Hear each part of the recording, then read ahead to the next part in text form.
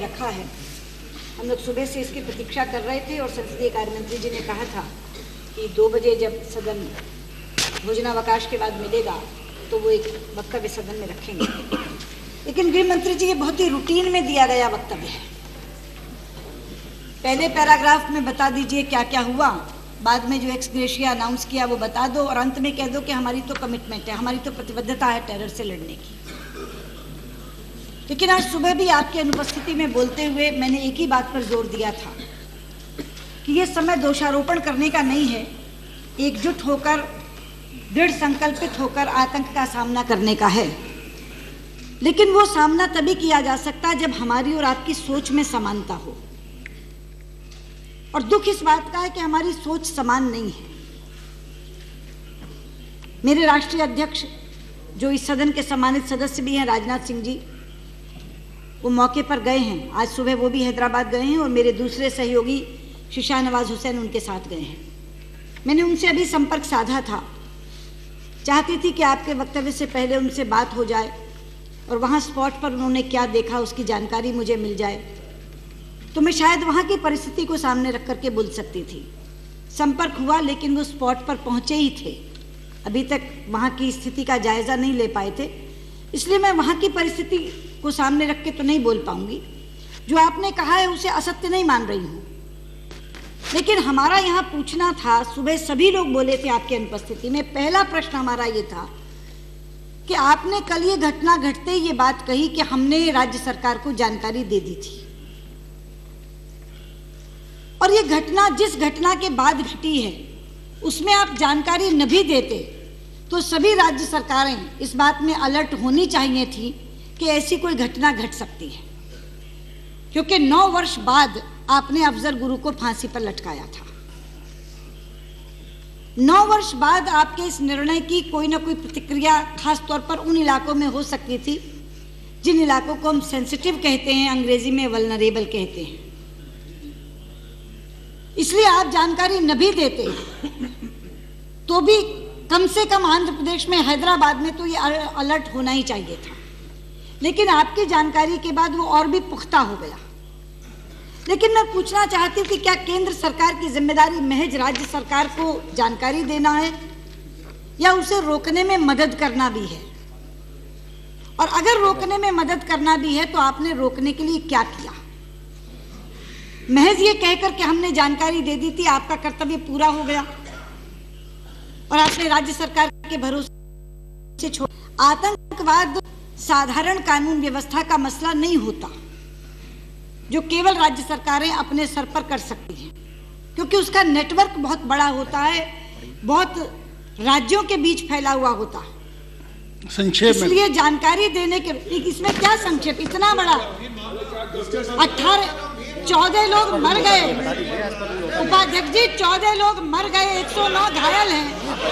बोलने दीजिए। As per rule, whatever he has said, the whole nation knows. हमें सब मालूम है, टीवी में आ गया। कोई भी नहीं, इससे बड़ी और गंभीर घटना क्या था? एक भी बात उपाध्यक्ष जी, एक भी बात मैं अप्रासंगिक कह रही हूँ, विषय से हटकर कह रही हूँ, या बहुत लंबा हो गया वो बोलते हुए तो आप इंटरवीन करें और कहें कि संक्षेप में बोलिए। जो उन्होंने वक्तव्य रखा है उस पर तो मुझे कुछ पूछने का अधिकार है या नहीं? पूरा देश जानना चाह रहा है, पूरा देश जानना चाह रहा है। ये बात मैं इसलिए कह रही हूं आपसे क्योंकि जो आपने जानकारी दी हैदराबाद नहीं है, उसमें आपने हैदराबाद के साथ बेंगलोर भी जोड़ा है और मुंबई भी जोड़ा है। ये प्रश्न मैं इसलिए पूछ रही हूँ कि ये जानकारी जो दी गई कि हैदराबाद में ऐसी घटना हो सकती है, बेंगलोर में घटना हो सकती है, मुंबई में घटना हो सकती है, हैदराबाद में तो घट गई, क्या घटने के बाद भी हम चेते हैं? क्या इसके बाद भी बेंगलोर में ऐसी घटना की पुनरावृत्ति ना हो, मुंबई में ना हो, इसके लिए कोई उपाय किया है? और अगर किया है तो क्या किया है?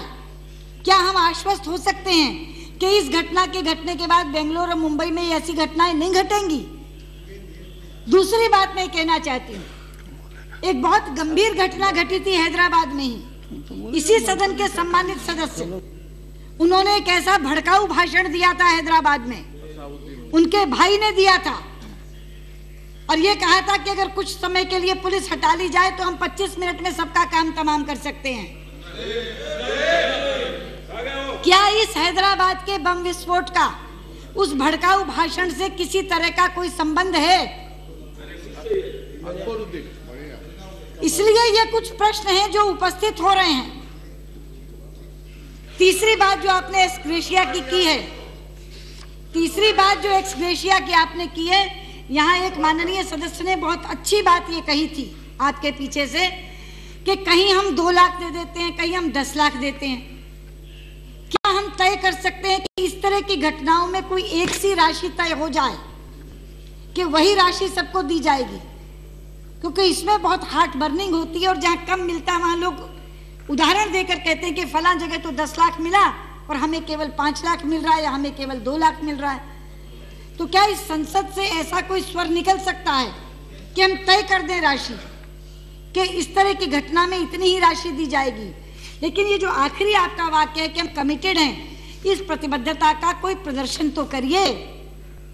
ये प्रतिबद्धता आपकी है, इस प्रतिबद्धता के लिए कुछ तो बताइए। आप कहेंगे कि आपने फांसी दे दी, तो 9 बरस के बाद फांसी दी है आपने। बार बार सुप्रीम कोर्ट ने अपनी बात को पुष्ट किया, पुख्ता किया, और उसमें भी कौन सी वोट बैंक की राजनीति के चलते आपने रोक रखा था और दूसरी वोट बैंक की राजनीति के चलते फांसी देने का निर्णय किया है। वरना 9 बरस का अंतराल, उसका औचित्य क्या है, ये भी हम आपसे जानना चाहेंगे।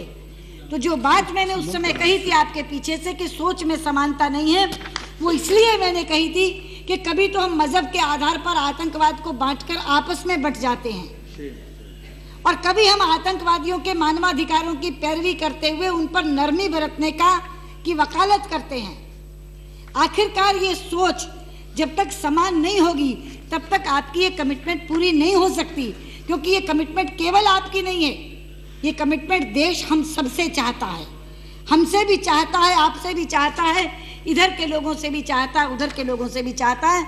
इसलिए ये एक ऐसा समय है जब इस तरह की घटनाएं होती हैं तो ये वो पड़ाव हैं जब हम उस संकल्प को दोहराएं और अपनी सोच में समानता लाएं और एक समान सोच से भारत निश्चित तौर पर आतंकवाद का सामना कर सकता है। तो मैं कहना चाहूंगी कि इस प्रतिबद्धता के साथ सोच की समानता भी बनाइए, तभी और तभी ये प्रतिबद्धता पूरी हो सकती है। धन्यवाद। चर्चा कराइए। अंदर एक मिनट